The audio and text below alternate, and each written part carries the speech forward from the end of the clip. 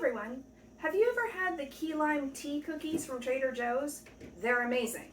Tart, sweet, crunchy little balls of enormous flavor. They are truly a perfect cookie. But their one problem is they're only available a few weeks out of the year. If you're lucky enough to live by a Trader Joe's, and they're probably not even available for that long. The last time I tried to buy a box, I was told that they sold out within a few hours of their arrival at the store. Mike and I have been looking for a replacement for a while now. Mike came upon the key lime snowball cookies from King Arthur Flour, and I'm going to make them today to see if they are even close to as good as the ones from Trader Joe's. So come bake with me. The first thing I'm going to do is zest the lime. I like to slide the lime over the microplane. Some people prefer to slide the microplane over the lime. Do whatever works for you. I need 2 tablespoons of this, so it's going to take a minute. I want to have a really light hand because you don't want any of the pith. That looks like 2 tablespoons. Sure. I have preheated my oven to 350, so now we need to add butter, sugar, salt, baking powder, and lime juice powder until well blended.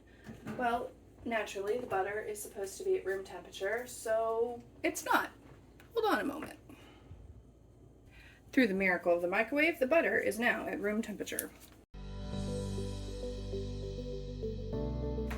Add in the sugar, salt, baking powder, lime juice powder that looks a lot like sugar and smells very limey.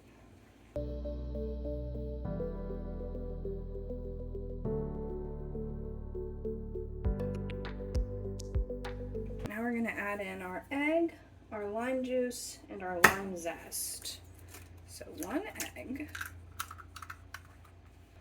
our lime zest, get it all out, and our key lime juice. Now, key limes are tiny and a huge pain to juice, so I strongly recommend getting actual key lime juice from the grocery store instead of trying to source your own key limes. Unless you're actually in Florida, it's pretty hard. And now we need the flour. And mix again. I will probably never learn this lesson. Alright, now I've formed a cohesive dough. Now we're going to scoop into little balls. A cookie scoop will make my life a lot easier. Don't know how much these are going to spread, so I'm just guessing on how many to put on the cookie sheet. But rows of 3 seem reasonable.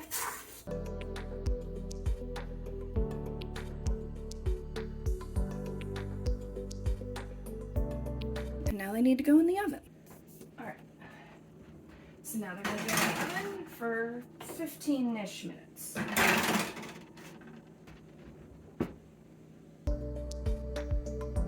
Alright, the recipe says we're looking for them to be brown on the bottom, so let's check.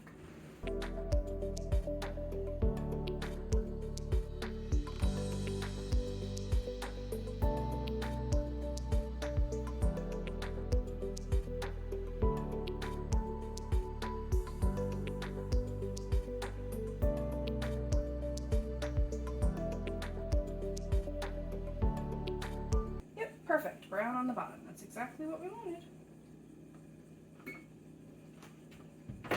We're going to let these cool on the pans for about 10 minutes prior to dredging in lime sugar.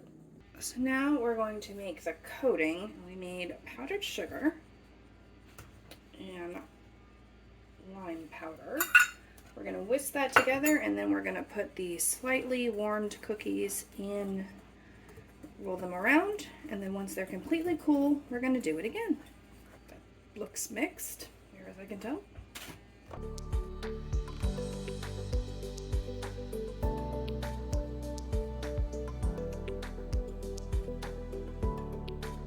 These are now completely cooled, so we're going to do a second round of powdered sugaring. really can tell the difference between a first and a second powdered sugaring. I wasn't sure if you'd be able to or not, but you can.